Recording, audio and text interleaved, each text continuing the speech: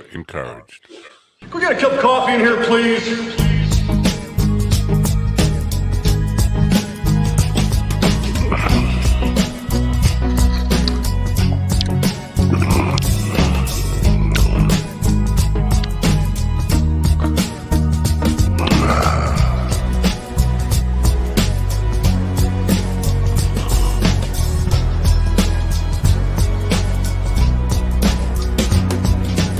Damn good coffee and hot. Wake up, America. You've got a dog that needs walking. That's right, sunshine. Just put on a big pot of strong coffee and get ready to type your little hate mail with your opinions about kumbaya and flat earth insanity. Stand-up comedy? You want stand-up comedy? Well, we've got sit-down comedy. It's time for Coffee with the Dog. You make me laugh. I need more coffee. How about that? Needing more coffee already. But I didn't take my antipsychotic medication. I don't know if that's a thing, by the way. I might have just made that up.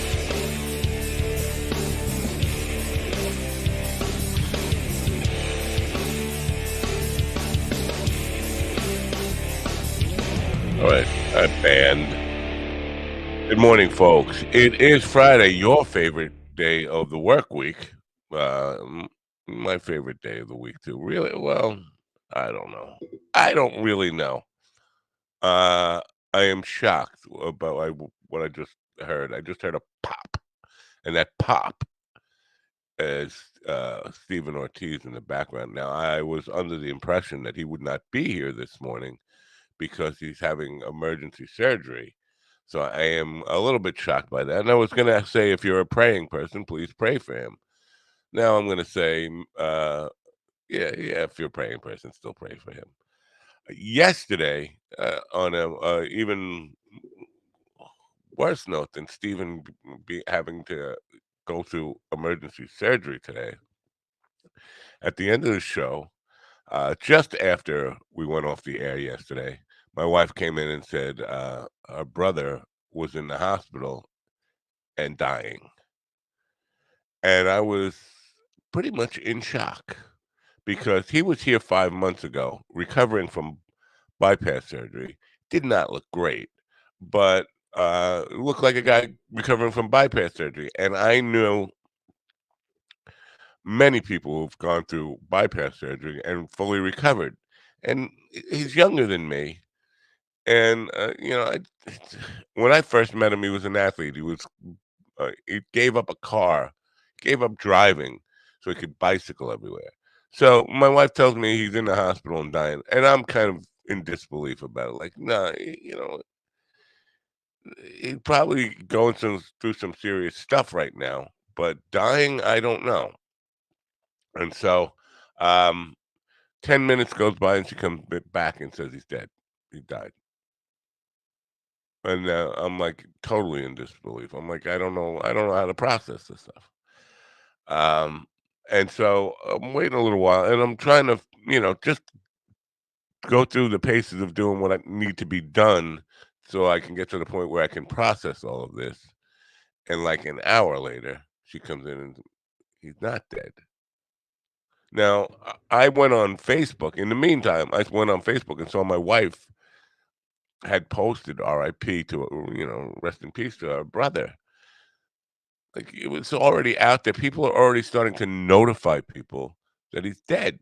He died. Turns out his girlfriend did say to my wife that he had died. His girlfriend is a little stunad. He is on life support, apparently. But now my wife is going down, and now the doctors say that he could have surgery that could save his life. But the girlfriend said that the doctors also said that maybe he's too weak to have the surgery. In any case, she doesn't seem to be listen, if you're telling his family and friends already that he's dead and he's not dead, and he's dead, and he's not dead, and he's she's not the best person to be making medical decisions for him. She's not his wife. They don't have like a legal, I don't know, binding agreement on her making end of life decisions for him. I told my wife, get down there. You gotta. So my wife is probably leaving for Houston, Texas, so either later today or tomorrow, and hopefully things turn out for the best. Uh, we hope. I hope he lives, and I hope he gets the surgery and makes a comeback. But it's a very cute. And I actually posted, and this is why I'm bringing it up to you people today. I actually posted the story about my brother-in-law passing away yesterday and said, "Rest in peace." Now, imagine, imagine waking up in a hospital room. You got your phone there. And you go looking on social media and you see people wishing you rest in peace and eulogizing you. You can't get more fucked up than that. I'm sorry. This girl. Now there have been some problems in the family with this woman, his girlfriend, and I don't get involved in that fucking drama bullshit. But I'm starting to understand why the family doesn't like her. Not my wife. My wife doesn't get involved in this stuff either. But his daughters and brothers and sisters and they all have a problem with this woman, and I get it now. So yeah, I told my wife get down there and straighten shit out down there. And, talk to the doctors yourself. Don't allow this woman to make end of life decisions for you, but and actually pronounce him dead long before he's dead. Anyway, we have a decent show for you today, I think, in spite of all this crazy drama. Stephen being in the hospital, and my brother-in-law clinging to life in the hospital. We have a YA author of dystopian uh, nonfiction. He also has, I mean, fiction. He also has nonfiction books that I am very interested in. One is called The Lover's Tongue, a merry romp through the language of love and sex. Of course, I like that because it's good for ratings, right? Um, and then Cupboard of Love, which is about a dictionary of culinary curiosities, and Cooking with Shakespeare, which is kind of weird. I would never want to cook with a dead guy. And the end, closing words for a millennium. How people through the ages have talked about the end of centuries or end of millennia. So it should be a decent conversation. And then later on, Kelda music with a Z. Uh, She's also known as Diva. She's a multi-talented artist who has made a name for herself in the music and entertainment industry. That will be the show we have for you today. In the meantime, we have a ghost, Stephen Ortiz, and Ron Kane and G.D. Sanderson. Good morning, fellas. Stephen, you're muted unless they took your vocal cords out Good last. morning, everybody. How are you? No, the question is, how are you? But GD wants to point at his cup for a second. Hold on. That's right. Good morning, everyone. MindDogTV.com. Did you have South Carolina over Oregon, or Texas Tech over NC State, or Kentucky over Oakland?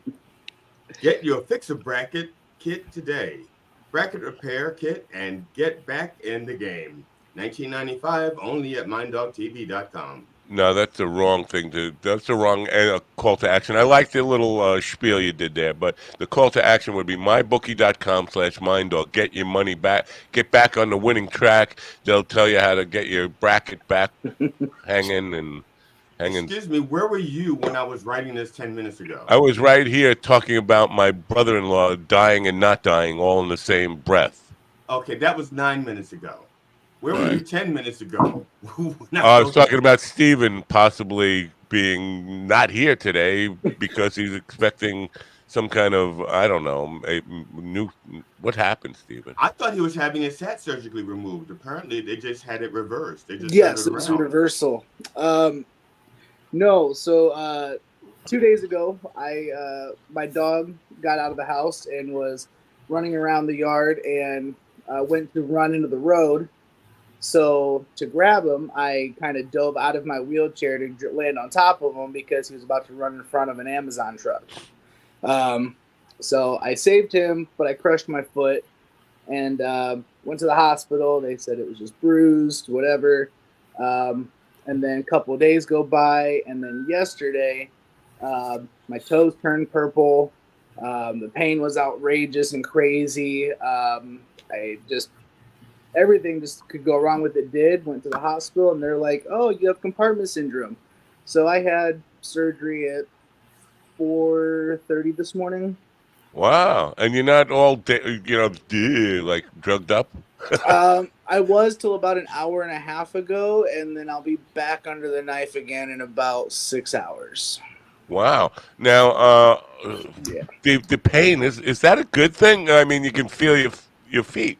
I mean, I've always been able to feel them. It's just kind of a running joke that I can't. But I mean, I wish I couldn't right now. You shouldn't be telling running jokes. First of all, you shouldn't be telling running jokes. That's not. That's cultural. It's a running joke. Yeah, I get it. It is cultural appropriation. You're right. I probably should have stuck to like a Wakanda or something. Wow. Absolutely. Yeah. Well, if people are praying people, people who are prone to pray, those are called bill pray for collectors. Steven today. Well, I appreciate all the love and support from everybody. I've gotten a bunch all over the place from everybody. So thank you. It means a lot. And I'm still here, y'all. Still that's amazing. Well, with all the love that you're getting from everybody else, you don't need the little bit of crap that I was going to give you. The little bit of sympathy I had. So you don't even need that. I'll save that for Ron.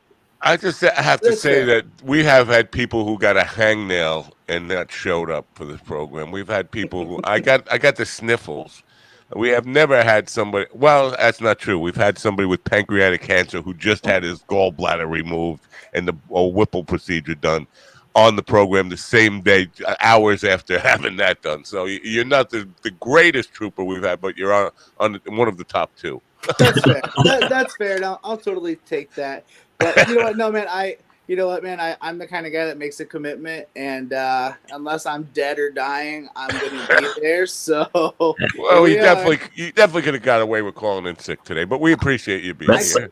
I could have, but this seemed more fun. So you know, you know, this is only March. You still have like 4 more sick days left in the year. So that's true. That's true. But to be fair, I think spring is still just starting. So yeah, it's still the first day, I think. Right. I like how Matt just kind of blew it off, like, yeah, you had surgery. That wasn't that bad. And you're no, I didn't. I didn't. It wasn't as bad as Whipple. You know, pancreatic surgery, pancreatic cancer used to be a death sentence. And, yeah. I mean, yeah, that's definitely worse. I mean, I had compartment syndrome, so like if they didn't catch it when they did, they would have had to cut my foot off. Not that I need it, but now I just in case you get hungry. That's true. A little snack. Somebody posted a thing about a guy who was stranded in the mountains for 2 days, and he started eating his own poop. It's like, you know what? I think I'd make it a little longer than 2 days before I resorted to that. And I would probably start with my own foot before my own poop. Yeah. I mean, I've gone longer than that, just like not eating because of work. And I didn't start eating my own poop. Yeah. Snickers, because you're not yourself when you're hungry. I've done 40-day fasts, 3 40-day fasts, and not once I ever stopped to think, I'm going to eat my poop. It's like, no, I can do 40 days. There's no. Well, I'm assuming that it was a voluntary fast, and there was food within, was attainable rather than unattainable. You're telling me he just didn't starve for 40 days? That's even harder. It's harder to fast when there's food available than there is when there's no food I get available. it, but so there would be no temptation to eat your own poop is the point I was trying to make there. Anyway, if you were betting on a good team and you were winning money, you probably have a refrigerator stocked full of food that's not poop.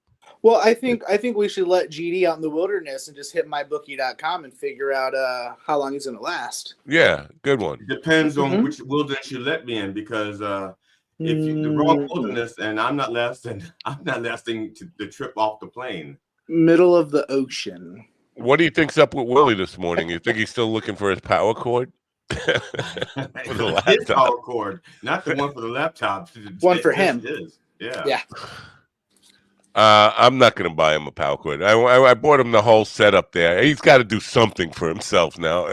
And again, I love Willie, but he's like a fucking child. He goes on a trip, he loses his main connection to society. Yeah. You can read it all about it in his book, How I Love Airports. Oh, I'm getting a little what's going on here. The ship's Airplane 2024. Our guest is patiently waiting here. I got to get to mybookie.com, but I just want to say it's 29 degrees here. It doesn't feel like spring. Today I have spring into the weekend because I was thinking when I wrote that this would be the first day of spring. This is actually the second day of spring. We've had the first day of spring Tuesday, Wednesday, and Thursday. So. That's what I'm saying. Yeah. Look at Steven. I think that's the first time we've seen him without the hat on this show.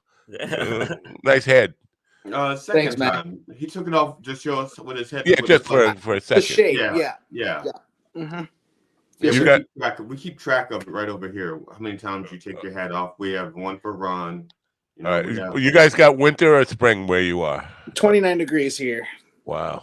Yeah, 29 here too. Ron? It is like 40 degrees. Let me double check. Oh, there you go. Oh, it's summertime. Show off. No, I was wrong. It's 30 degrees. All right. Welcome back to winter, buddy. Yeah.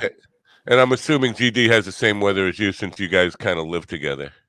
Yeah. Well, today I do. I have 30, but there have been times when it'd be like pouring down rain. It was like, especially during the winter, where I may have like a snowstorm and Ron will think I'm a pussy. So, well, yeah. Yesterday, me and my wife, we went outside, and our neighbor was across the street, and I brought out a baseball, and I said, hon, pull up mybookie.com, Mind Dog, and see if I could bet on hitting him in the head. But I missed. So, Well, you get those results on MyBookie that he missed. That's actually available right now. Anyway, MyBookie, let's get to the commercials so we can meet our first guest. It's mybookie.com/minddog, as you just heard. The experts at MyBookie have created the ultimate NCAA March Madness betting guide to help you make the best bets throughout the tournament. Throughout this betting guide, the pros will go in depth on the best teams, players, and bets throughout the entire NCAA March Madness tournament. 2024 March Madness 85th edition of the NCAA Division I Men's Basketball Tournament tips off Tuesday, March 19th to Monday, April 8th, 2024. Go to mybookie.com/minddog and get up to $1,000 welcome bonus.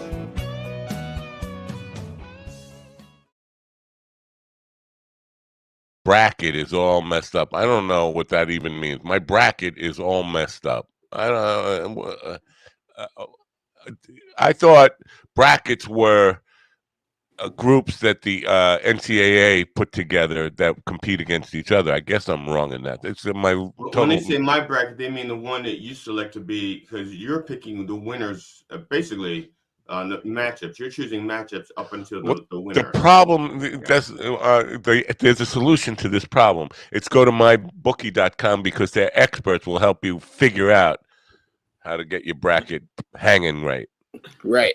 Their experts will help you to tell you what you're doing wrong in life. Right. They're life coaches and bracketologists. Life coaches. Yeah. and bracketologists. Yeah. The Bobby Knight of life coaches. They will come to your house and beat the shit out of you.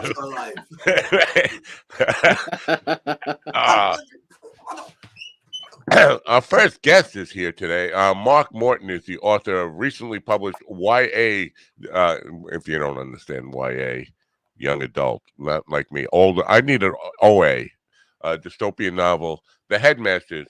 He previously published 4 books that are nonfiction, which I find much more suitable to OA people.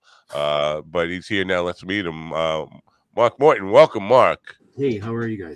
I'm doing well. How are you? I'm pretty good. I heard you talking about the weather. Yeah, you're in Canada. I am.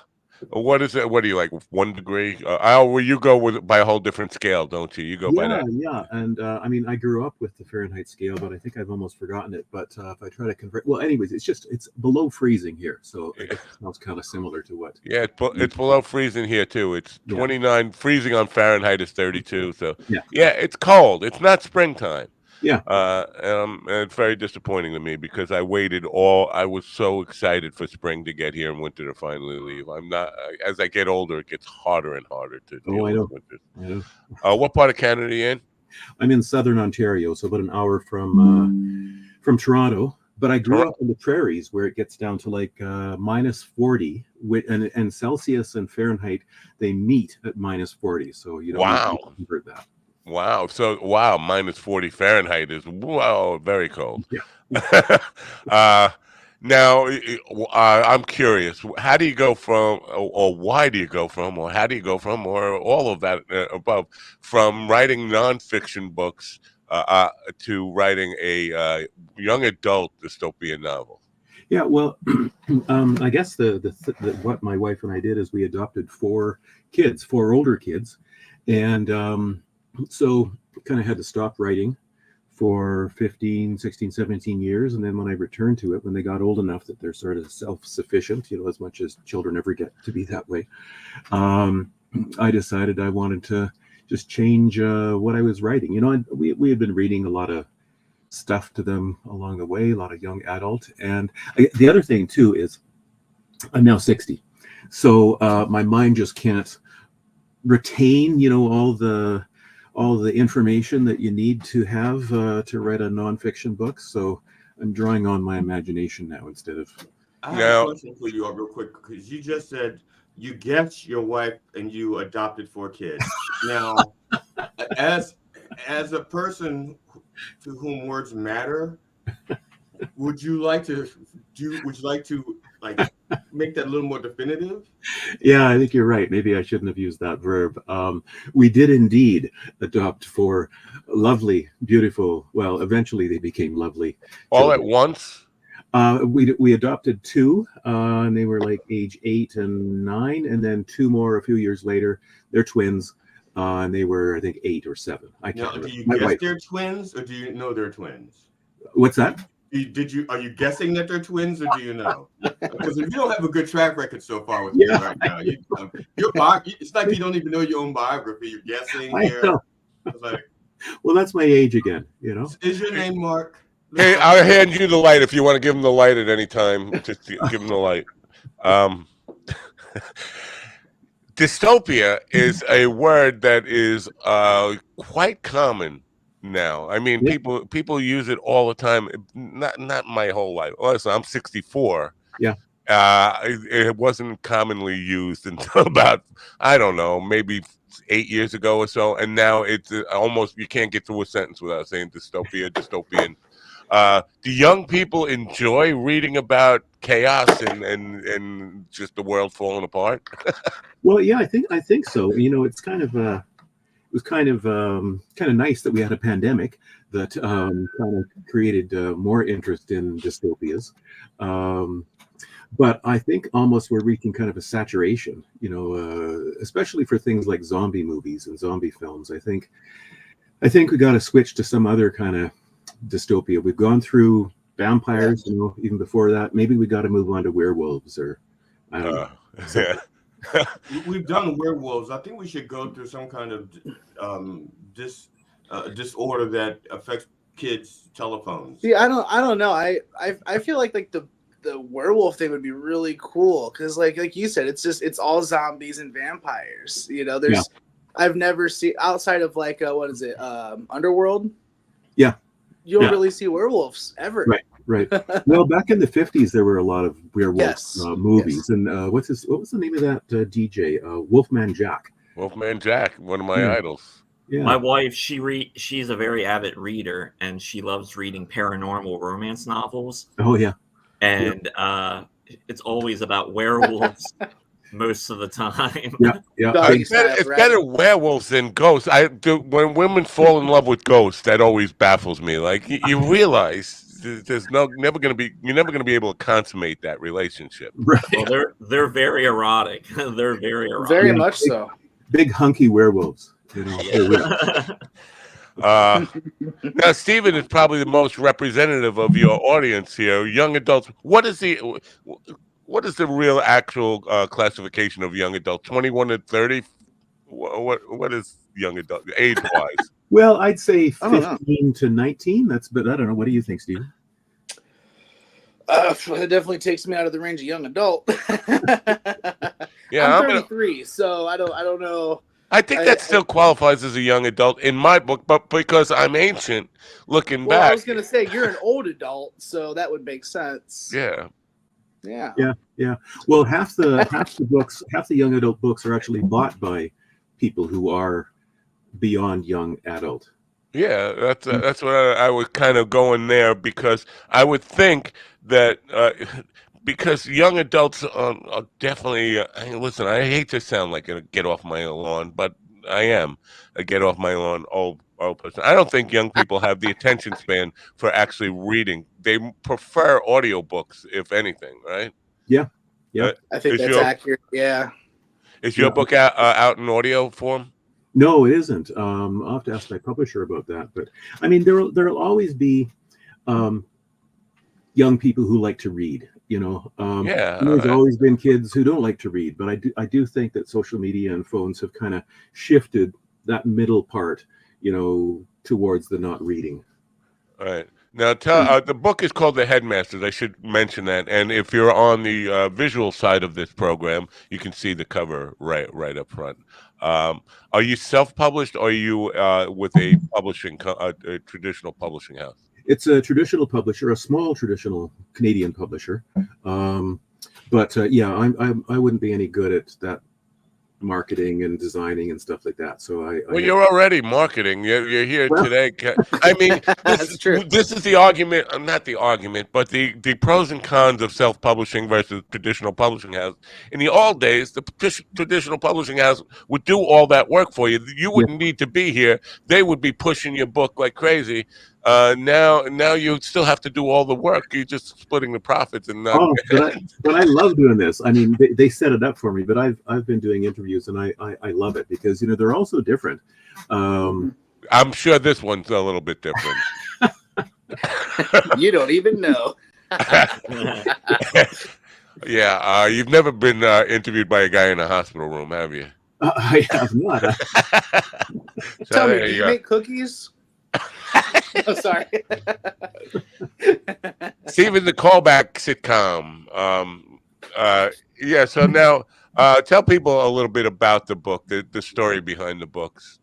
Well, I mean, like you were saying, it's a dystopian, a post-apocalyptic, and the basic premise is this global event happens and most of the world dies, but the survivors wake up and they have these. Well, you can see on the if you're watching on video, you can see the back of this person, and she has what looks like kind of a big beetle on the back of her, and those are the headmasters, and they get their tentacles into your head and they control you for about 18 hours a day. So humans only have about 6 hours a day when they are themselves.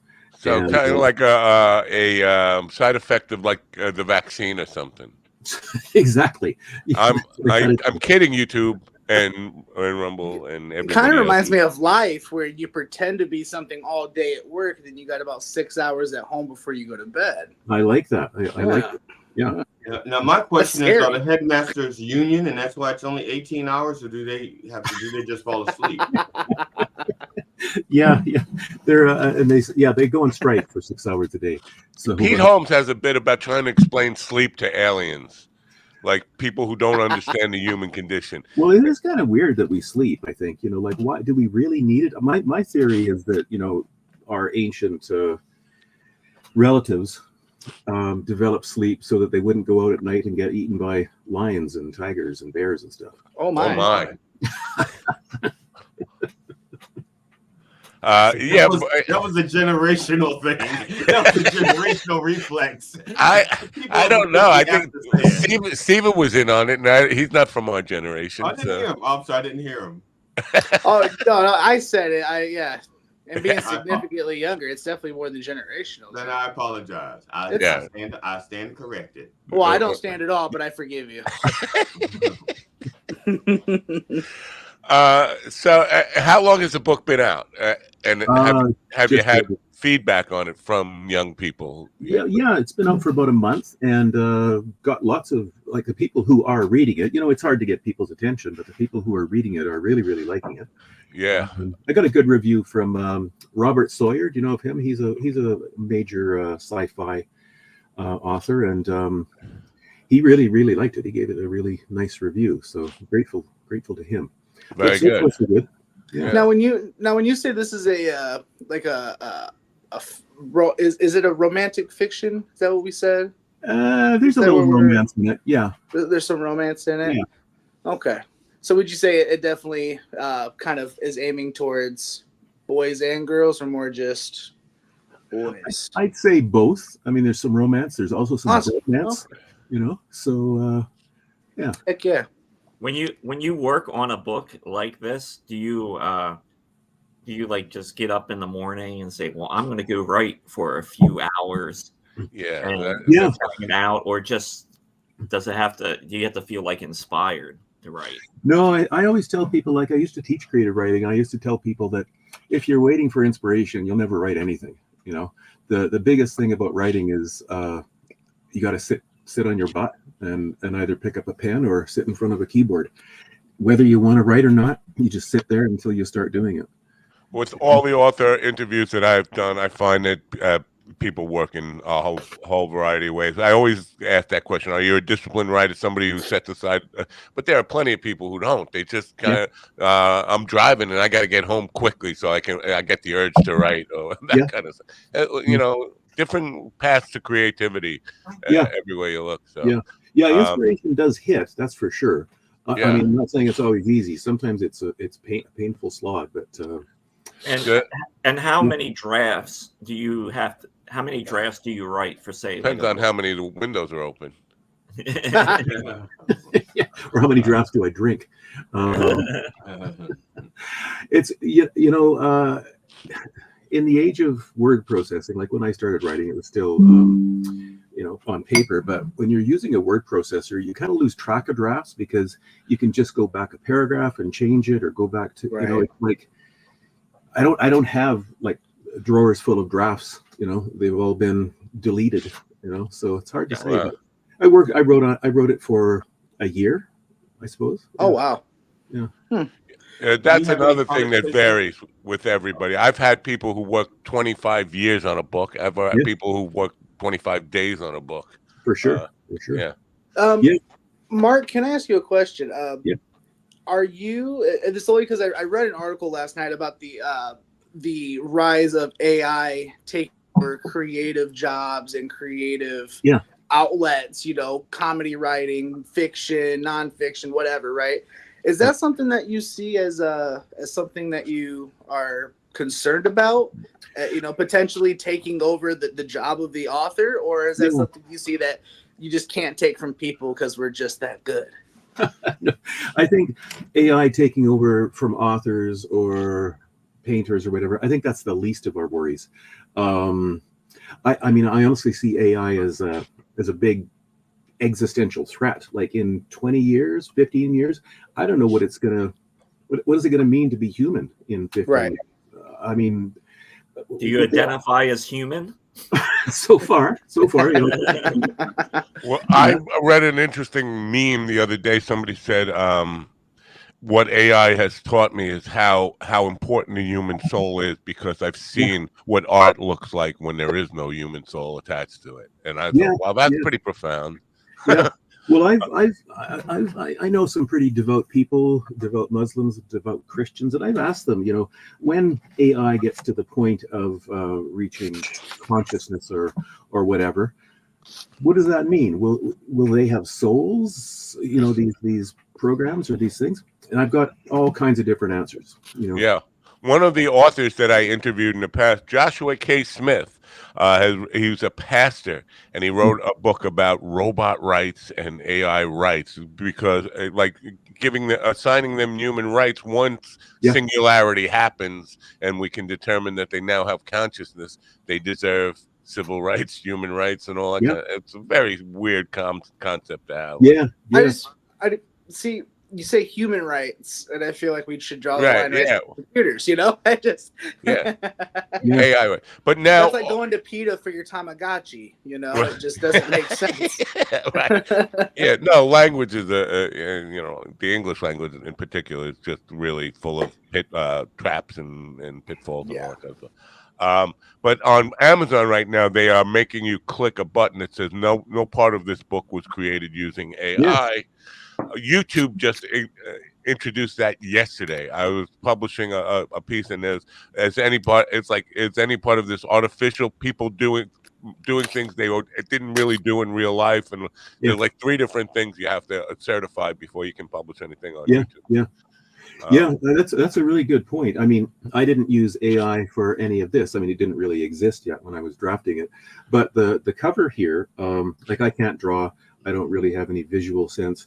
So I got onto what's it called, DALL-E 2, and I typed in, person with a giant wood tick on their back, and it spat out some images, and then I sent those to the publisher, and he gave them to the designer, and that's where they got this image from. So there's kind of AI in the design of the cover, at least. Well, not to all continually sound like the broken record that I am, but I've been saying this for a long time. And the analogy between my world, when back in the 70s, DJs were the first thing to threaten musicians, and then sequencers and drum machines, and they're all going to put us out of business. These machines are going to take over. And my position then was learn to use them creatively and make them part of your process, and then you don't have to fear them. I think the same thing holds true with AI now, is if we can learn to use it, I don't see any problem. And I have talked to authors about this, about just making your work simpler. So if you want to do like an outline, you can ask AI to help you do the outline, but you're still doing the writing. If you want to do all the appendixes and, for sure. Yeah. I use AI in research. Like often there'll be little things that I just don't know about. Like I wanted to know, I was working on another book now, and I wanted to know what was the name of the head chef at this famous restaurant in Paris, L'Escoffier, in 1921. And I typed it in, and Chat GPT gave it to me instantly. So I use it to find out facts like that. It's really good. I think there's a huge misconception, I think, with AI that is going to eventually work its way out, I think, because in reality, like any other tool, like I feel like autocorrect was viewed a lot of the same way. It's taking away the I don't know, the work, like you're writing it out, you're supposed to go back and proofread it. Now you have a computer doing it, like what's wrong with asking AI to create an image maybe for a slideshow you're doing for work or something, because you can't find it on Google. Yeah. Or something like that. It's true of every technology. Like even I'm going to show off here for a minute, but like even Socrates was against writing because he thought it would have a negative effect on people's memories. Wow. Maybe it did, and then when photography was invented, maybe it did. I can't remember. Exactly. He's probably right, but every time there's a new technology, people are afraid of it, But AI is almost like at this point, like just remixing it. Essentially, that's kind of how I see it. Yeah, because it's just a remix of life. It's just pulling all this data that's already out there, and just putting it all together, whatever you're making. So it's essentially almost like I'm a producer. I'm going to remix right now. Yeah. I'd say though, how is that different than somebody who's learning to become a painter, and they go to a whole bunch of different museums and they look at thousands of different paintings, and then they go back home and they pull everything they've learned together? Like I think there's I hear what you say, but I think at a certain point that remixing can become a genuine creative act, I think. Well, I agree with you, because I have. Listen, I think it can be detrimental too, though, because I have all my life been a songwriter who likes to use different influences. I think the Beatles were very influential on me, where they had different. McCartney had like classical people that influenced him, and Lennon was more of a rock and roll guy, and they mixed that together and were never constrained to one genre. Yeah. But I think that can be a detriment to you, because I tried to, and people want to put you in a box and say you're this, and if they were exceptional and not the rule, but in most cases, most people want people that we very narrowly defined, so that you're like you're a rock guy, you're a jazz guy, whatever. And so if you take too many influences and put them together, sometimes you can confuse your audience and then have no audience. Yep. Yep. Also, Yes, it takes some talent too. I'm making excuses for why I wasn't not more successful than I was. Not yet. Yeah. Now with the AI stuff and that part of it, here's what's interesting about it. And these guys are comedians, all except for GD. We don't really know what he is, but joke theft is a thing, and I brought up to a magician the other night about presentation theft. But when you're dealing with all these things where it's just going out and finding information and putting it together, you run the risk. And I'll give you a perfect example. Last night I did a video. I had AI do a video on the history of conspiracy theories. Came up with this whole thing, but I did not have text to put in the YouTube description. So I went to an AI scriptwriter, which is separate, a complete separate entity from the people who did the video. And the scriptwriter came up with almost verbatim the same thing that the video did. And it's like, oh, so AI is like a joke thief or a it's just a plagiarizer. Yeah, well, and there's you know, I work at a university for a few more years anyway, and yeah, instructors and administrators are really well, they have been really concerned about the impact of AI on plagiarism. But going back to what you were saying earlier, I think where the instructors are going now is saying, okay, we can't stop this, we can't even really check it. So start to leverage it, start to get students to use this in creative ways, you know, integrate it into teaching and learning.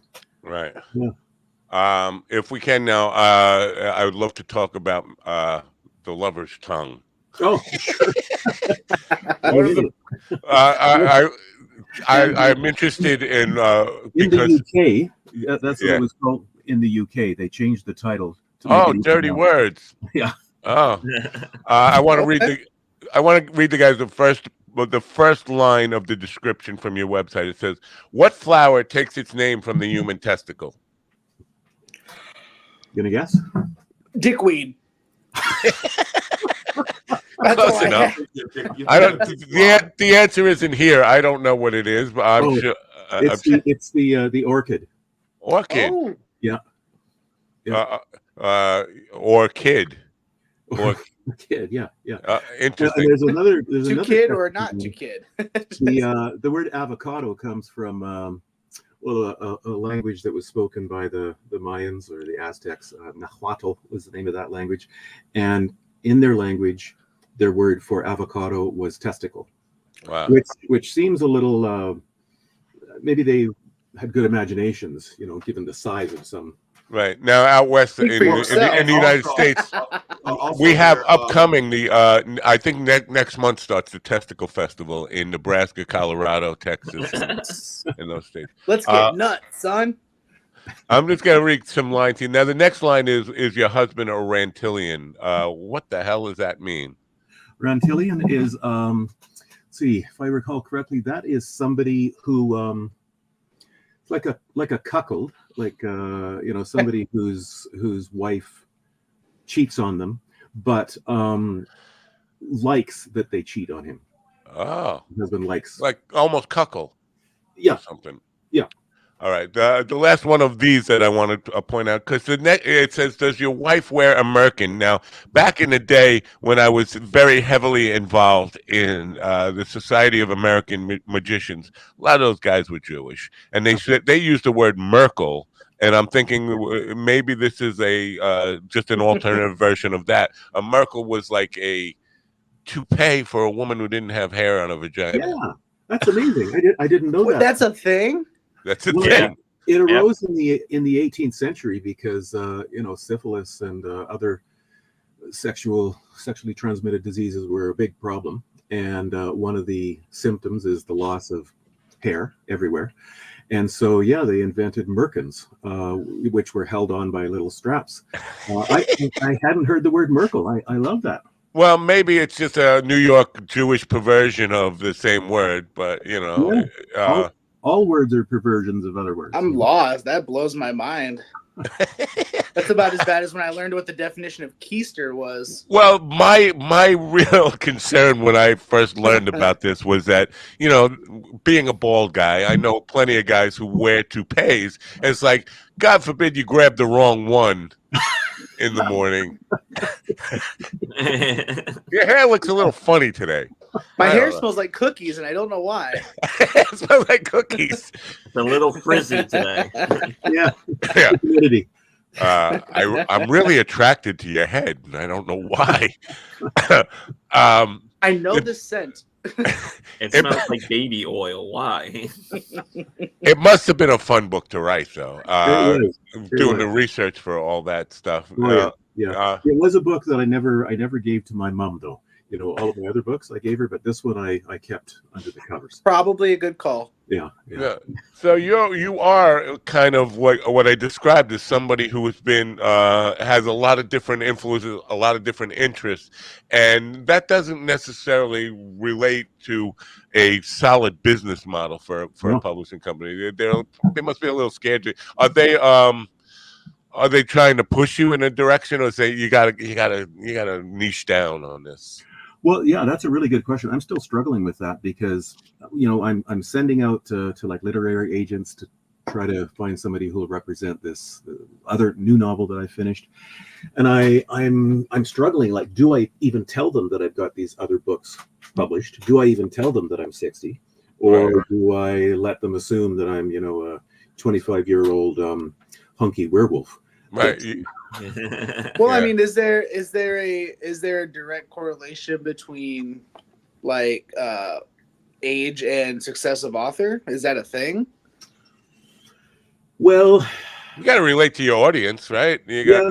Well, I mean, to an extent, yeah. But I mean, like, for example, like the Lord of the Rings guys or the Harry Potter chick, like she was they're all writing to different age groups compared to where they are, but I was just curious because you mentioned age and everything, if that's something they look for.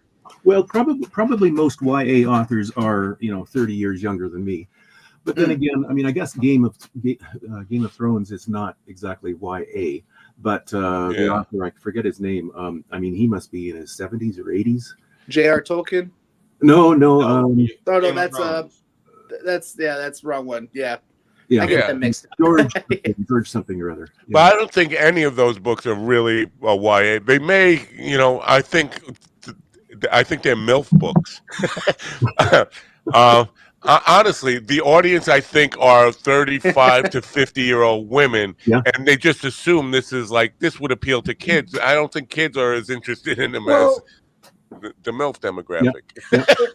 Well, when I thought of like Game of Thrones, for example, I was thinking young adult, like 18 to 25, just based on the Pornhub-esque style of movie. I'm not familiar with that word. It's all stepping brothers and sisters. It's just George R.R. Martin is his name. That's it. That's right. That's Now, one of the other things one of the other genres that you're interested in is food, culinary, company of love, a dictionary of culinary curiosities. That's awesome. I started this as a joke and just to tweak people, asking, we hear, Chinese restaurants, Italian restaurants, Greek restaurants. You never hear of a Canadian restaurant. What is Canadian food? Is there a Canadian? Well, yeah, if you ask Canadians, there is. But the weird thing is, we never eat any of it. Like, like they'll say, "Oh, moose burgers," right? A moose burger. Oh my God! There's things called fiddleheads. They're kind of seaweed from the East Coast. and maybe they're more commonly eaten out there. You can buy them around here in Ontario, but I've never had one. Right. There's some different words like what do you call a donut that's full of jam or something, like a jam buster or jelly donut or Jelly roll. oh, jelly roll. Okay. No, that's a fat white guy. Right. Or a preacher. In Canada, they're called preacher. Bismarcks. So Wow.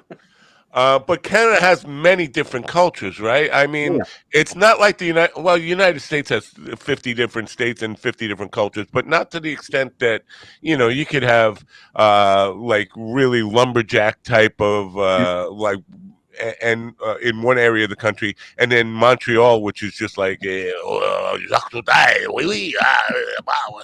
play hockey. Very, very different cultures within one country. So it's hard to nail down a culinary style of the country. Yeah. Well, poutine is Canadian, and they say pizza with pineapple on it was invented by a Canadian guy. It was the evil of this world. One very sick puppy. One very sick, demented puppy. Pineapple pizza, no. Yeah. Have any of you American guys up top ever seen a Canadian restaurant in the States?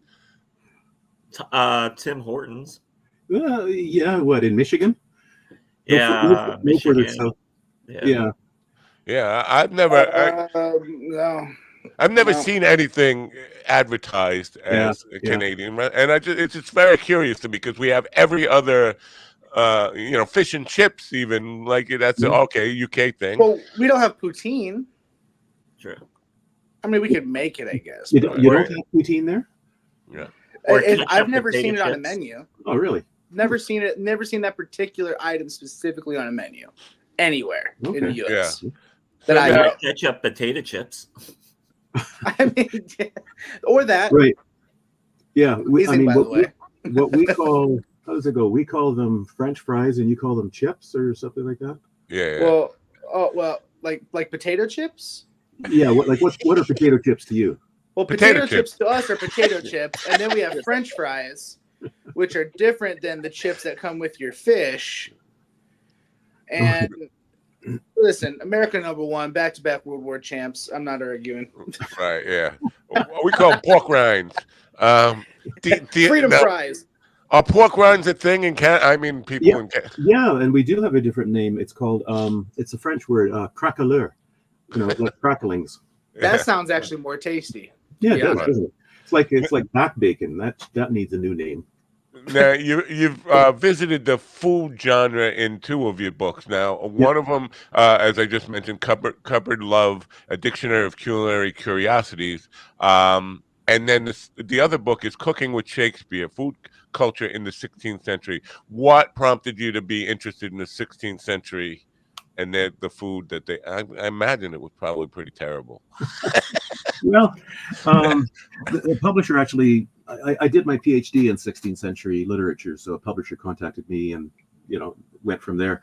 But the food back then, it depended. Like if you were an aristocrat, you had access to all kinds of stuff, but in some ways, not for the better, because they ate so much sugar, the aristocrats back then, that their teeth rotted away, and they didn't have anesthetic for dentistry. It got to be awful. They ate almost everything too. Like I've found recipes for sparrow pie, umbles, which are intestines, umble pie, for example. Which is where umble pie comes from, actually. Whoa. I'm sure it sounded more delicious in the 16th century. But here's the thing.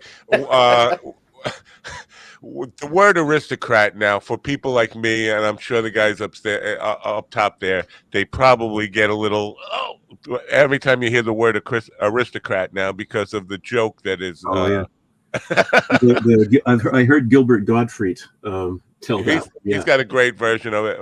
My friend Paul Provenda did a film on it with Penn Jillette. George Collin was involved, and Gilbert's thing, and Jackie Martling, and all these people are highlighted doing that joke. So anytime I hear the word aristocrat, I automatically get wait a minute, like a jolt of wait, stop. That's not funny. the Disney movie called The Aristocats, from the 60s. Right. It probably Based on the joke.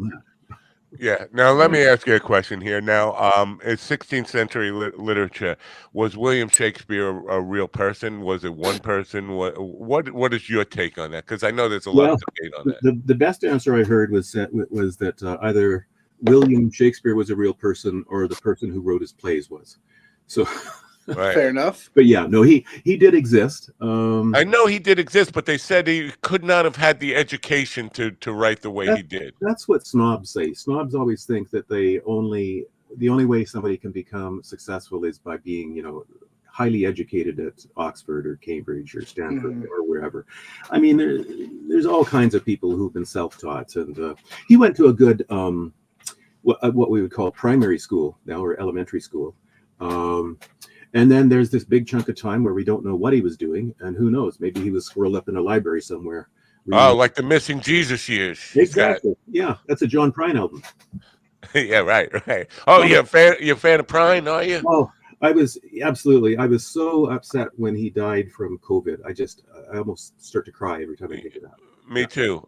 Me too. I had the privilege of opening for him once many years ago. One of my major influences as well, and that was a sad thing that part of the whole everything that was said in the COVID story. Now, the last book I want to touch on is The End: Closing Words for a Millennium. This is interesting because right now, and I'm sure this has always happened, but in ebbs and tides, people are, we're living in the end times. This has happened. We've been saying this for 5,000 years. This is the end of days. How do you make that idea into a full length, novel or book? Well, when I started researching the book, I thought that the end of every century, going back 2,000 years, people would think that. In fact, that's not the case. That only goes back to 1699, maybe a little bit of 1599, and then before that, people didn't really use the calendar in the same way. They wouldn't say this is 1582. They would say this is the 14th year of the reign of Queen Elizabeth or whatever. Right. So, but 1599, 1699, 1799, and 1999, when the book was published, there were lots of people who were saying the world is going to come to an end. And at the end of in 1899, one of the big concerns was what they were calling degeneration, which they thought was like the opposite of evolution, that because we were sitting more, we were going to become little and shriveled and lose our little toes and things like that. So people are always thinking we're at the end times. Well, because going back to Christian days, I mean, people were waiting on the Messiah, but I don't think they really really explain what that all meant. Like, say somebody's coming to save us from what? Well, from life, from the experience of living. What does that mean? You just automatically end up in heaven and don't have to live, whatever. But so people have always been waiting for all this shit to end, rather than just enjoying the ride. Yeah. Well, for sure. I mean, there's communes right now around the world where there's people who are gathered together, waiting and hoping for a big ship to come out of the sky or something like that. It's got to be a big bummer when the end doesn't happen. Right. That's what I was going to just. Do you cover, like, because I forget that guy's name now. The preacher in the United States who's gotten it wrong like 15 times, and he had people go out and expect a rapture and give away all their worldly belongings and wait for the rapture. Oops, it didn't happen. Yeah, was that Fred Phelps? Was that another guy? I wanted to, something like Demings or something like that. Okay. I forget his name now, but he's made the prediction so many times, and people still fall for it. Like, yeah. Well, he never takes leap year into consideration. That's probably why. Yeah. Well, he should be on mybookie.com and talk to the experts before he makes his next bet on the end of the world. That's what I'm saying. Anyway, last, I just want to talk to you about the temperament of Canada, because your book, The Headmasters, is a dystopian novel. When I talk to people online, they always say Canada is just falling apart. And then when I talk to Canadians, they say, no, it's pretty cool. Every time. Well, it's just so weird that the publicity. Canada needs a new PR agent. The public image of that people put out there about Canada is just it's a clusterfuck of just crazy government gone insane. And then when you talk to Canadians, it's like, well, life as usual. What is your position on the state? You don't have to get all political about it. Yeah, But yeah. No, I mean, I think we got it pretty good here. I've got no complaints. I mean, people do say, probably with some validity, that waiting times for getting medical treatment can be long. But the thing is, in other countries, waiting times for getting treatment are never. Because if you don't have health insurance, you right, or it's pretty difficult to get it. So yeah, no, I think most Canadians are pretty happy, but it's the ones, I guess lots aren't. But the thing is, it's like with rich, well-off kids versus poor kids. Who complains more? I think it's the rich, well-off kids. Right. And I think here too, people kind of don't recognize how well they have it. That's what I've tried to instill in our kids is we've got it pretty good, and you've got you kids got no right to complain, considering what's happening to most of the other humans in the world. We have a share of that, plenty of that in the United States too, right now, where people are just painting a picture of like dystopia, like we live in, and half of them can't distinguish the difference between utopia and dystopia. But it's just incredible how we're living in a nightmare. It's like, really? I'm not feeling any nightmare. I feel like people have gone crazy on social media and on the internet. And we that is just amplified just how crazy, batshit crazy we all are. Well, for sure. But I've traveled a lot in the States. I've gone to Louisiana and Texas a bunch of times, and California and Michigan. I mean, all over the place. What always strikes me is how kind the people are.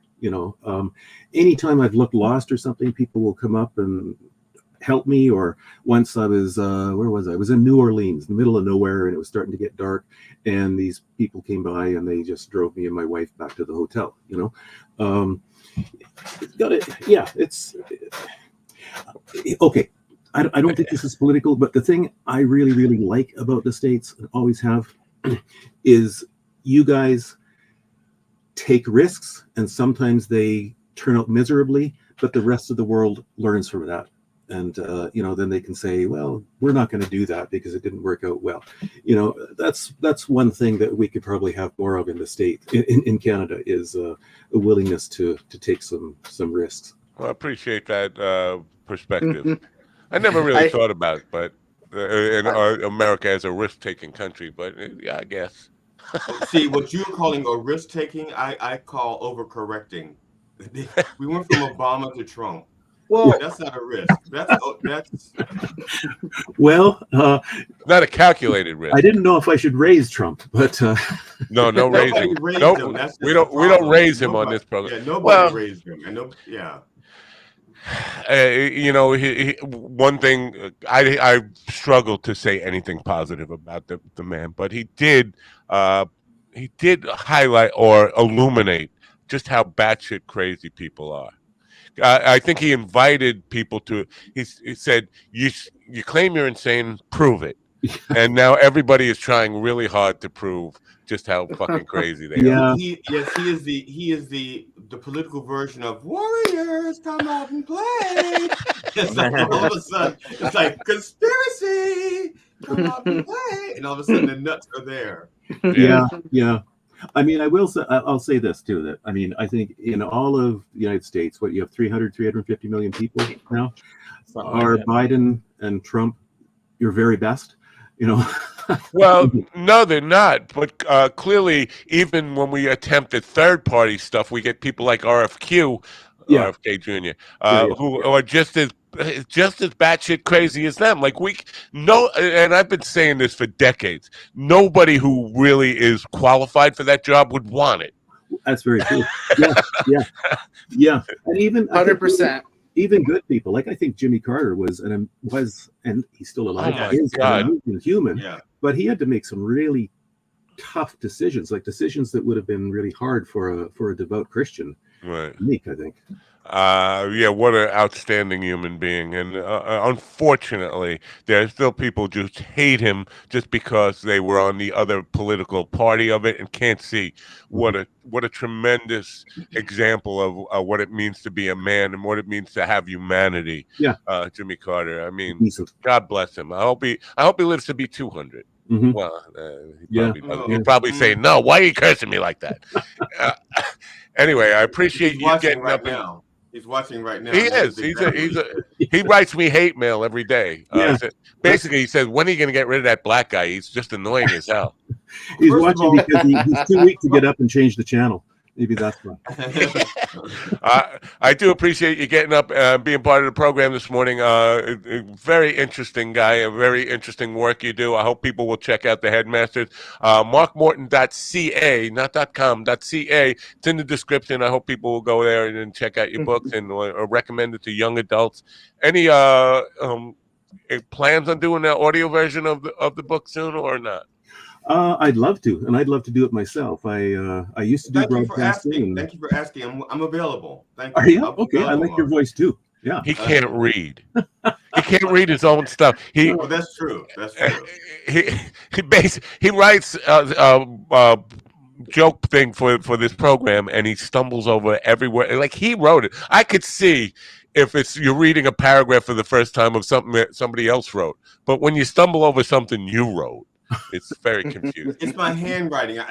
Because my handwriting and my words, my brain and my hand do not work at the same tempo. Oh well, my brain has to go back and correct the things that my hand missed, and sometimes my brain knows it should be there, and my hand just skipped it.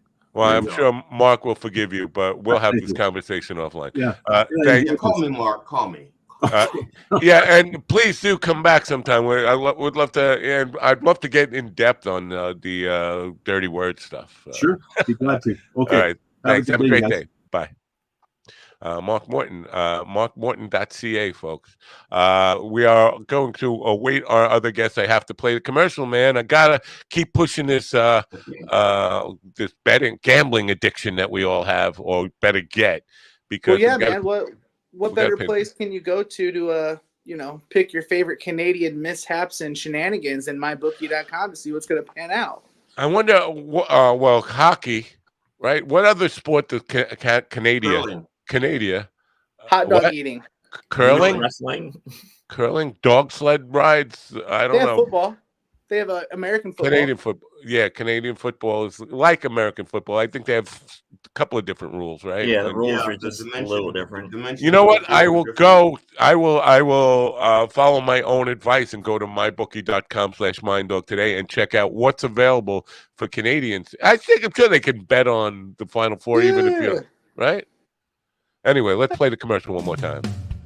The experts at MyBookie have created the ultimate NCAA March Madness betting guide to help you make the best bets throughout the tournament. Throughout this betting guide, the pros will go in depth on the best teams, players, and bets throughout the entire NCAA March Madness tournament. 2024 March Madness 85th edition of the NCAA Division I Men's Basketball Tournament tips off Tuesday, March 19th to Monday, April 8th, 2024. Go to mybookie.com/minddog and get up to $1,000 welcome bonus. Welcome bonus. Wait, did I just stop You're muting muted. yourself? I'm muting myself. Anyway, interesting stuff there. I thought you guys would get a kick out of that flower named after a testicle. Seems like a couple of Mark's work have testicles in them.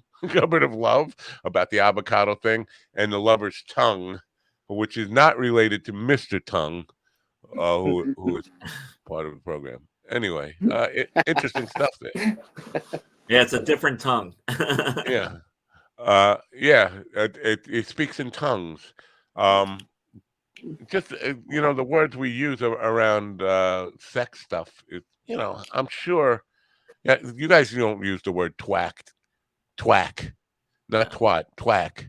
No. In New York, New York Italians use twack somewhat. No one should use the phrase "making love" because that just sounds creepy. I have a song. I have a song called "Making Love." Don't say that. It should only be used in songs. Well, I mean, when I go to rub one out, I'm gonna go manufacture some love. It doesn't happen. I don't know. I like to just imagine where I'm going to conclude. Wow. Yeah. That's I'm interesting. going to conclude. Okay. Yeah.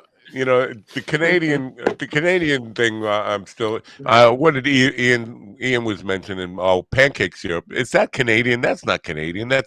I think it started in Appalachia. Pancake syrup, right? Maple syrup and stuff like that. I don't know. Ian Well, is our. it was probably. I mean, the Canadians have their maple, but it was probably not put on pancakes. It probably wasn't. It was you know what I'm saying? They probably put it on waffles or something, not pancakes. Waffle. You're waffling. Last night I did a couple of AI videos just because I'm desperate for views and stuff like that. That's what I do. I'm very open about what a dipshit I am on that. Oh wow. I just went to us live. Um, I'm trying to find the comments because I did one on conspiracy theories and one on flat Earth in particular, and I did that because generally in my past, if I would do something on flat Earth, I would get 10,000 comments literally within a day, interaction kind of stuff on my YouTube channel. So I did the one last night and I got almost nothing. Surprised that I Wow. think YouTube is either said enough with that. We're not rewarding you anymore with this shit, or the flat Earth people have had enough of me. Either way, I got nothing out of it. But on Rumble, somebody with the handle RKIC, where's the? I want to see all his. When we missing something on the conspiracy one, I got the moon landing was a hoax. JFK was assassinated by a CIA. They admitted to it. Do you work for the government or you just obey the narrative? Am I the only one to post here since you are so clueless? You want to tell people what you don't know? That's fine. Conspiracy theory is a CIA term to avoid a link to assassinating the president. And then he goes on to call me stupid and all that stuff. And then I said, well, the earth is flat, men in black are watching you, and your neighbors are reptilians. And he came back and he said, the Earth is a sphere surrounded by a magnetosphere carrying radioactive belt of charged particles known as the Van Allen radiation belts. For that reason, NASA admits they cannot send people through this region, which is not true. But CBS admitted that they took the moon pics in studio since film becomes overexposed when in the radiation field. Not true. The moon videos are at half speed of the Earth, so they would jump 10 feet. The lander never successfully landed in any test whatsoever. Apollo 13 lost power and the AC units went out. Heat exchange doesn't work in a vacuum. Went out there. I mean, the guy goes on and on with moon landing fake stuff and all that kind of stuff. There is, I'm sure you heard that or read that story a few years ago when some guy came up to Buzz Aldrin and Yeah, he punched him. Yeah, There's video of that. I've had that guy, some guy. I've had that some guy on the program, and he's a total loser, and he gets all his facts straight, all Well, facts fucked up, and I would like to say that you can't trust anybody that's a flat earther because they still eat round pizza. Stick to your convictions, fellas. Stick to your fucking convictions. Well, Steven was the only one who commented on the flat Earth thing and Facebook. He said, "I wish it was flat. Life would be easier for me." It would be. That's fair. That's fair. Yeah, man. I think I forgot where that guy said the sun is a metallic ball that is controlled, but give me a fucking break with this nonsense. What do you think makes people stick to a conspiracy theory? They want to. That's completely ridiculous and missing a chromosome. Elmer's glue. No, I disagree with those both, although they're valid opinions about the subject. Let me take this banner out of here for now. What I think it is we live in a world where there are somebodies, people who are celebrity, important, smart thinkers, and then there's us. And we feel like nobody. We feel insignificant. But if I have some specialized knowledge that nobody else is hip to, I can feel like a somebody. This is my chance to be somebody, to expose the big they. And here, this, I think that's what drives them. That's the motivation behind getting into conspiracy theories. I want to be somebody who's in the informed people, so I can put myself above other people. It's that. What I love about the government conspiracies by those people, they'll tell you the government did this, but then at the same time they'll tell you the government can't do anything. They're always screwing things up. It's like, how do they do these complex things sometimes? Here's my other point on conspiracy theories: is conspiracies are real things. By the nature, people can conspire to work together for just crimes or just doing things that are in secret. Conspiracy is a real thing, but conspiracy theorists use the word they to just accuse people, unknown people, of crimes. You can. My father was arrested. My father, my mother, and their two best friends were arrested for RICO charges, which is a conspiratorial act. RICO is a statute that covers conspiratorial crimes, working in concert in a conspiracy. Well, how about this? Are conspiracists actually really progressive people trying to force the they-them agenda on the population? The they-them agenda. Your pronouns, everybody. But here's the thing. Again, my parents were arrested for conspiracy, but they named the actual charges and what the conspiracy was and who the individuals were. Now, if you say NASA or you say the CIA, you think you're painting everybody in the CIA. Let's get specific. Name the names of the people and exactly what they did. Then we can talk about the conspiracy that happened. But you can't just put it out there. The CIA. Brandon, you know how many fucking people work for the CIA? I used to work for the CIA. I mean, that's... But I was not involved in any conspiracy that I knew of. Wait, is CIA short for cookies and ass? Cookies and ass. Cookies and ass. You outed me, you bastard. No, but I mean, there are lots of, like NASA. There are people.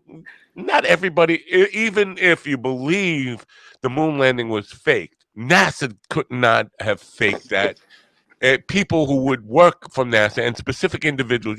You're basically accusing everybody who worked for a single organization, a blanket criminal indictment over these people. If you can't name the specific people, you should shut the fuck up until you can. Well, there was David Jackson, who actually worked in Command Central. He was the third guy. When you look at the videos when they're all high-fiving, he's the fifth guy from the left. Okay, that's a specific guy. Then there was what exactly did he do in the faking of it? What was his role? He pushed the red buttons and the green buttons when they should have been using the blue buttons. Watch the video. Even though it's in black and white, you can tell by the shade of gray what he's doing. That's a specific guy. Okay, right. And on the other side of the room, there was Jeremy Falstaff. Ballsack. Jeremy Ballsack. Jeremy. I think his name was Eat Me. Eat my ballsack. Eat my ballsack. That's what they. I have a whole list of specific people who were actually in the room on the video when they're high-fiving. I can tell you exactly what they did in the conspiracy. Well, I have two things. For $19.95 a month. Before we advance with the conspiracy theories here, I forgot I should first of all play the conspiracy theory alarm so that we know people will know that we're talking about conspiracy. It's too late, isn't it? Of course, I can't find it. Here. This is a different kind of conspiracy theory. Oh, wow. Yeah. A conspiracy. Now, Kelda Music was due here 3 minutes ago. She had also been scheduled on the program a month and a half ago, and time zone issues or whatever. But she is verified this time at least 15 times in the last 2 weeks, back and forth. She's in LA, but she's not here now. So either the government abducted her, or she has a real tough time figuring out. Go ahead. Or she's a diva and expects us to come to her. Diva. So here's my thing with the moon thing, right? So I have a thing and I have a question. One is, as big as a conspiracy that is, why hasn't someone come out and said something yet, right? And then two, why do the astronauts that went to the moon keep saying we didn't? Especially Neil Armstrong. What do you mean? No, none of the who said There that? are Buzz Aldrin. Is it Buzz Aldrin? Hold on, let me. No, but that's a because we've kind of gone over debunked that one. Buzz never said we never went to the moon. Never once said that.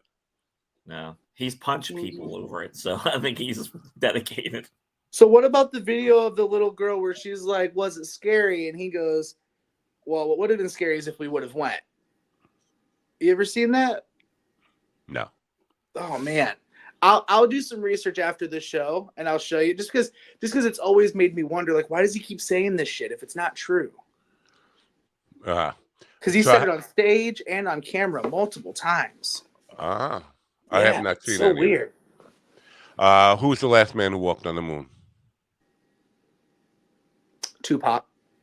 You would think that would be we would not, I mean, how many people have walked on the moon according to NASA? If you believe, and I do believe that we actually landed on the moon, they say I think 17 people. One of 17 people in the history of the entire world have walked on the moon, and we can't remember. All we remember is Neil Armstrong and Buzz Aldrin. 12 people have walked on the moon. 12. Okay, 12.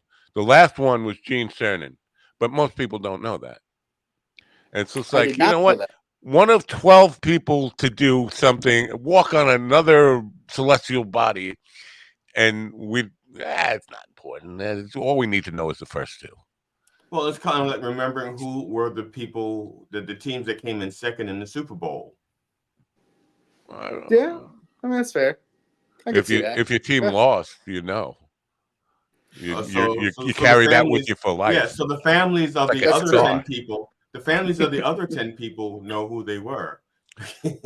Yeah, but because I proved this to be Mike Kaufman, who's the guy who I grew up with. He's a runner, and he always wears flag bandanas and stuff. One day he showed up to a gig. I was playing in Patchogue, and I introduced him as Colonel Mike Kaufman, the last man to walk on the moon, and people wanted his autograph. Everybody bought into it. Oh, you. So that just shows you how naive people are about this stuff. They're willing to believe, oh, wow, you're a real astronaut, and you're the last guy to walk on the moon. Yeah, I don't know, man. The fact that flat earthers are still a thing drives me bonkers to no end. Yeah. I've had runarounds with them. Have you ever read a conspiracy book? It's maddening because I have, and it's many very frustrating at times. Yeah, because it's just question after question, and they never answer anything or worse, they ask questions and then they answer them themselves with their own answers, which are nowhere near even the slightest grain of truth. And it's just like, did you even need me to read this for you to have this conversation with yourself? When I read it, it kind of reminds me of a comedian's notebook. Because like if you read a comedian's notebook, it would be fucking insanity. Because you don't understand the context or anything. It's like, why is the world flat? Because the Illuminati said that we had to, and it's like, fucking what? Then I jerked off. Yeah. Imagine the Mormon in Utah or Salt Lake City where whoever found Willie's notebook. And now consider it probably. Oh no! I think we know how that goes. Day 3. Still at the airport. This whole book's just him at an airport. What is it? Cinnabon has the best napkins. Hudson News has the Tim best Hortons water. has amazing coffee. So you can go on mybookie.com and bet on will Willie ever get his power cord or his notebook back from whatever airport they happen to be lost in. Some homeless guy in New York City is just holding on to it for him. It's like, I got a power cord. I got no laptop, but I got a power cord. Maybe I'll find the guy that this belongs to, and he'll give me $6. It would be really interesting to see, go to a psych ward, because I play psych wards all the time. I don't know if you're aware of this. I do play psych wards probably twice a month in the VA centers, where they actually have to lock two security doors before I can get through it, just to play music for guys. But it would be great to take in Willie's notebook and just like, what do you guys make out of this? You're crazy. Listen, you're crazy. Take a look at this and tell me what you make of it. That would be an interesting. My lord, you have arrived. You could sing it, be like, I'm stuck in an airport twice this week. Can't wait to get home and clean my. Listen, I'm not a musician, guys. No, I think you are. You had us all like listening. Hey, where's going? I did have you all listening, and I got scared. Well, you're frozen. That's why I wasn't listening. I was watching. Yeah, your image is frozen. Yeah, and you're still singing. Yeah, it's like you're being a ventriloquist. It's like, I'm stuck in the airport. So, well, you should see whose hand is up my ass. Right. Actually, it actually looks like Steven has died, and we're remembering him. Right. Yeah. Oh, please. Don't be putting that out there.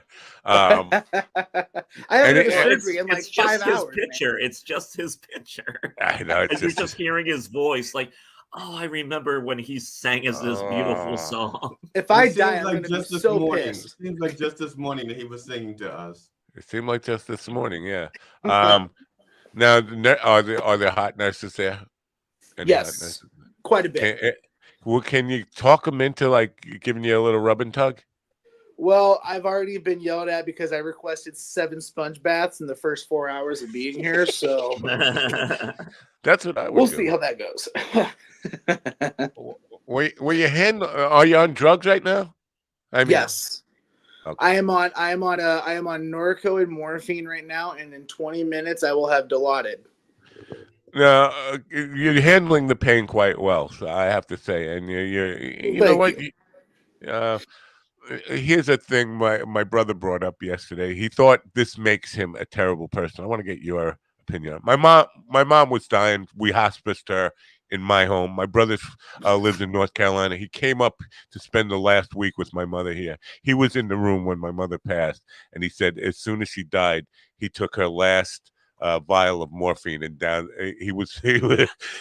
My brother's an NA guy in the 12-step programs forever, but he fell off the wagon. When my mother died, he downed her liquid morphine, and he thought that makes him a terrible person. I was like, I don't know. Dude, you just sat there and watched your mother die. You were right there next to her. Who wouldn't? Yeah. And who wouldn't? I mean, it doesn't matter how long it's been coming. That's still a really, really impactful thing to have happen. I would have done the same. I get it. Yeah. 100%. Yeah.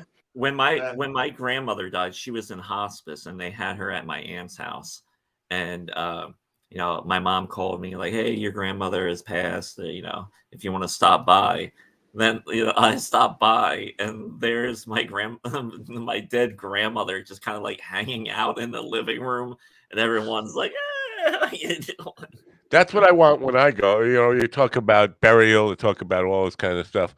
Steven's in and out. He's in and out like sorry. He's in and out like Hugh Hefner.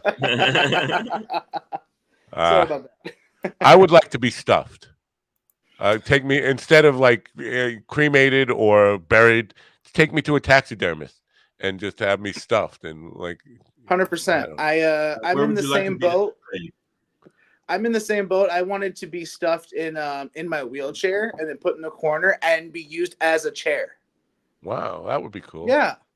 And then with a little attachment for my wife if she gets lonely. So my brother, when he told me that he downed the liquid morphine, my reaction was, holy fuck. And he's like, wow, that makes me a terrible. I'm like, no, I'm wondering what that high must be like. Liquid. Right. Yeah. I mean, I'm a lightweight, for all the drug use I had in my younger years. I don't know. I can't imagine what just like down in a vial of liquid morphine might do. Yeah, that sounds like a bit much for sure. But I mean, again, in that situation, I don't blame him. Yeah, no, I didn't. I have no judgment. No, I have more wonder. Like, wow, that seems like a pretty drastic yeah, thing to do. no kidding. Yeah. Um. Yeah. Oh. So, but if we can circle back now, Mhm. the moon landing stuff. You're accusing all 12 people of lying, of being part of a criminal enterprise. If you say it was fake. I see. I don't know because again, where I come from, I just feel like to have that many moving pieces in a conspiracy, more people than just a couple goofy astronauts are going to have to come out and say, listen, we faked this.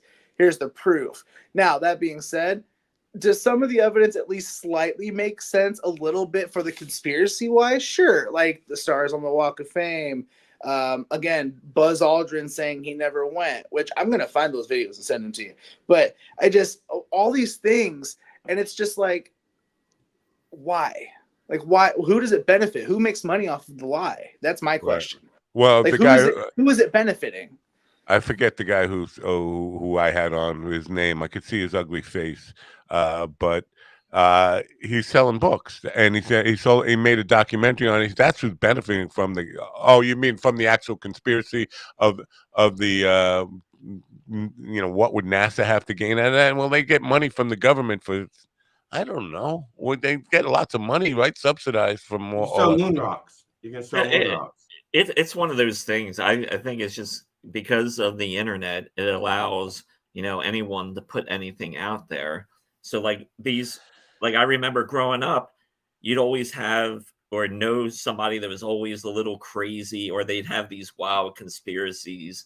And now those people are able to get together and try and put their lives together. It's the only thing that's probably keeping them going. Mm-hmm. You're saying I better be worried. Now, what do I have to be worried about? I have no part in any conspiracy. If somebody proved the conspiracy theory to be true, uh, you know what? I've said this. I'm not saying there is no such thing as conspiracies. I'm saying there definitely is such a thing as conspiracies. But you can't just say Right. they. You can't just say an organization. Put it out as a blanket. The CIA or the deep state. I want to know specifics. Who, what, when, where. Who do we charge with what specific crime? You Well, can't just. because then the con doesn't work. Because if you actually name people, the con doesn't work. You got to Oh, keep yeah. it. You got to You have keep to it. back it up with actual, indictments and Right. proof. Yeah, because Mhm. it's essentially it's just or it's organized religion, just with different subdivisions. Yeah, all that Yeah. stuff.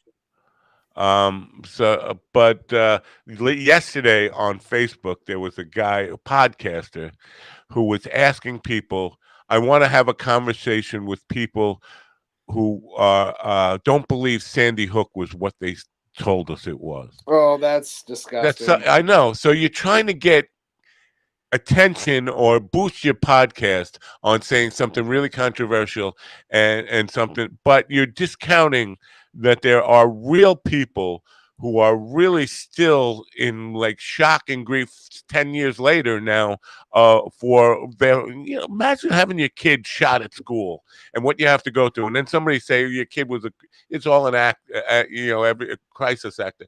And I came back to the guy and said, why don't you have one of the parents on? You might learn something instead of being an Alex Jones wannabe piece of shit and trying to carve out a special place in hell for yourself. They should do that, and they should invite the parents. Right. And if you really believe, you should have a one-on-one with those parents. Like each person comes in and say, "I don't believe you," but then Right. those parents have lead pipes, and they can explain it to you.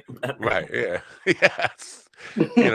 It's so heartless, and we'll do anything to get famous now, or anything to boost attention, and that's just really that the worst was of the worst. that was one of the moments that Alex Jones went from goofy guy that's fun to watch to just a monster. I mean, the fact that you can sit there and tell a bunch of parents to their faces, you're lying, your kids didn't die, they're still alive, you're just doing it for like, who the fuck are you, dude? Like that's so off base.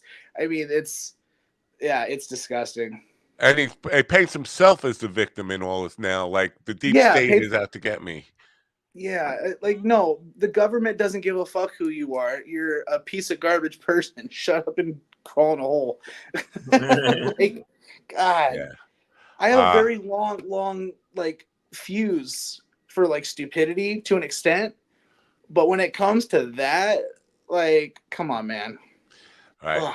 Now, basically, he's gone off the deep end. Here's, I think, how Alex Jones works. He's on the internet all day long. He finds a story that is somewhat interesting to him, and then he lets his mind just embellish it and come up with nonsense and puts it out there as I've discovered it. I'm on the inside. I know I have the inside information about frog penises and Coke cans, and your daddy's penis was 12 inches long, and you drink from the Coke can. Now your penis gonna be 6 inches long. Your son's gonna have a 3-inch penis. So you're gonna have no penis at all because of the Coke can and the frog penis.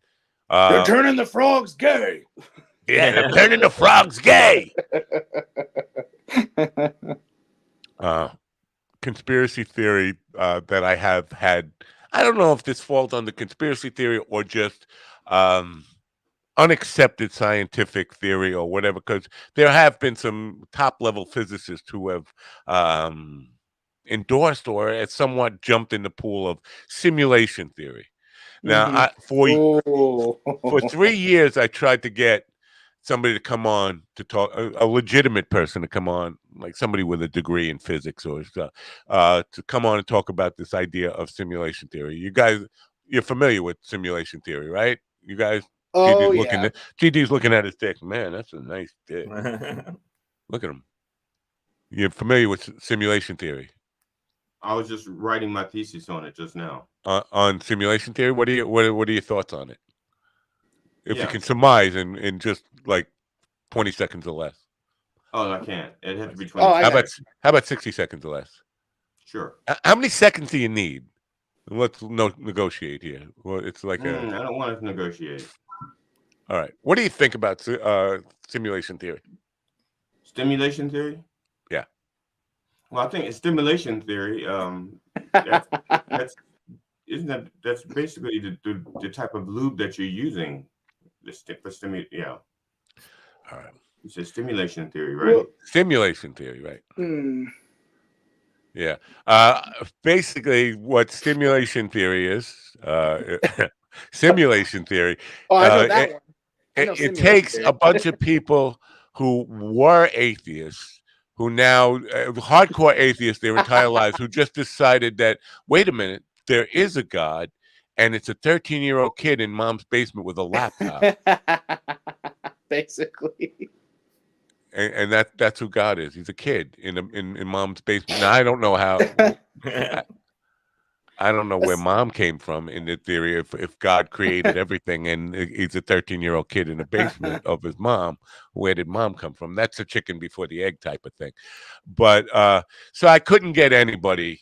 Neil Bostrom, I think, is the main guru of that whole thing. Couldn't get any serious scientists to come on, so I went on this Facebook simulation theory group page and got a guy who wrote a book on simulation theory, and I think he's borderline psychotic. He basically chalks up every coincidence or seeming coincidence in his life to being proof that the simulation theory. In other words, he saw a license plate in front of him, and the license plate was a vanity license plate, and he had his daughter's name on the license plate, and that's proof that simulation theory is real. Like how? Can you elaborate? Boy, his bar is really low. Yeah. So it's just the idea that some kid or it doesn't have to be a kid, somebody at a computer is controlling all our lives and every single interaction that we have by pressing keystrokes. That'd be an awful busy typist. I hate to say it, but I mean it. In some ways, the simulation theory almost makes more sense than that of a god or gods in a way. Even though they're very closely, they could be considered the same thing. I just feel like some of it makes a little more sense. Do I think it's true? Definitely not, but it makes sense. I don't believe that, considering how tight the labor market is, especially after the pandy. There's no way they have all the employees to cover the Well, keystrokes. you've never played Age of Empires. Well, maybe that's why conspiracy theorists exist, because But there's not enough people hitting the keys. Yeah, exactly. listen, I'm no theologian, or I don't even really. I think about these things all the time. But when I think about somebody like controlling the world like a video game, like every private moment you have, somebody's there typing or using a mouse to try to control your action, or a joystick to control your action. You're on the ball taking a shit, and there's somebody at the other end like, oh, let's give them constipation, like, press this button, what, all those kind of like private moments that you have, somebody is controlling those through a keyboard, simulating that. And so the pain you feel, or the joy you feel, all those things are programmed individually. It's like for 7-8 billion people, whatever, how many people we have. Seems like it'd be a big job, and so at some point the programmer would want to take a break and go get a Coke so he can make his penis small. That's all I'm saying. No, nothing. You guys are looking at me like, what the fuck are you talking about? No thoughts on what's going on? Oh, Steven's getting his simulated stimulation theory right now. Let's watch him. What do you think the nurse is saying to him? I believe it's. I think they're quoting like the second or third sentence in his restraining order. No, they're giving me a reason to get one. I swear. No, they're bringing me the Robert Downey Jr. cocktail. Nice. Yeah. Are you going to be all right? Or we're confident you're going to be all right. You're going to come out of this. 100% fine. Yeah, so the injury, basically, I crushed my foot and got what's called compartment syndrome, which was just real heavy pressure due to damage in the muscle that's causing pressure, cutting off blood flow. If not caught, it leads to like amputation and shit like that. But instead they put 3 holes in my foot to relieve the pressure. Then they're going to go back in here in a couple hours and clean it up more. So we lost Mr. Tongue. We did lose Mr. Tongue. Yeah. Probably his computer died or his phone died, whatever he's on died. It died. Ronnie, can you hear me? Yeah. If I can just come back to wrapping up this simulation theory, guys. So I had this guy on. Mr. Tongue is back with us for some. Now I had him on the evening program. He said nothing but nonsense for an hour long, and I kind of halfway through I started to be a little bit rude to him, like, nothing you're saying making any sense. I happen to think you probably need some psychiatric help. And then at the end of it, basically the episode was out there. He did not sell any of his books. Nobody was interested in his book. And he came back to me and he tried to blame me that nobody was buying his book. I never promised you that you were going to sell books by being on my program. And then the guy just kept getting more and more obnoxious about it. And I said, you know what? I'm going to take the he asked. He said, take it down. You know what? He was mad at me. He asked me to take it down. Took it down, removed it completely, and then 3 days later, I was wrong.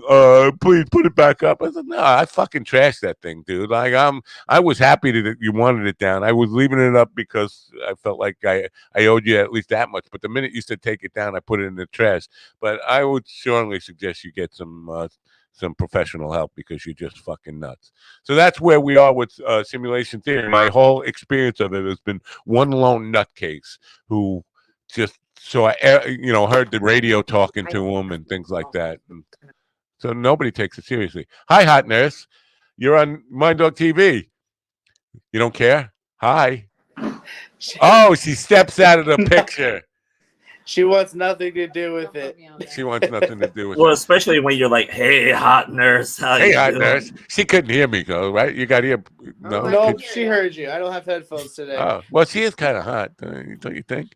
Hey, listen, I'm married to a hot nurse. I could I call her a hot nurse. Hot nurse. I I call like my her. wife that sometimes. She's I my married a caregiver, nurse so it works. with forethought of thinking that eventually I'm going to need a stay-at-home nurse. So I just You're should getting to that marry age. one. Yeah. You're getting to that age. I married her in my 40s, so Well, that's fair. forethought. I just knew the end. I knew. Listen, it never is pretty. Never is pretty at the end. Anyway, Kelda music seems like I don't know. It's destined to not happen with her. I don't know what to say. I don't. We could go to mybookie.com and try to figure out what age you're going to actually need that caregiver status. What the odds are of her coming back on ever again? I don't know. I want to get some. Oh yeah, goodbye Govs. That's what that sound was. Goodbye Govs. Oh, bye Govs. I don't know. Let's see who's on Govs before I say goodbye to them. Who's at Govs this weekend? Do you know? You guys don't know. This is your job to know who the sponsors got. Oh, Brad Upton tonight and tomorrow night. You're familiar with Brad? No, never heard of him. Brad Upton. Hold on a second. Brad or Brian? Brad, B-R-A-D. Brad Upton. He's I've seen his reels. I'm familiar with him just through reels on YouTube and shorts or whatever. Reels on Facebook, shorts on YouTube, whatever they call them on TikTok. I'm familiar with him from that stuff. He's about, I say old, my age or a couple of years older, old school type comedian. Anyway, that's who that Govs. The main I'm friends room. with him on Facebook, so You are? must know him. I am. Good for you. You're friends Do you with know everybody. everyone that you've friended on Facebook? Wait, what's that? Do you know everyone that you've friended on Facebook? I generally don't add somebody on Facebook unless I've had a conversation with them. Yeah.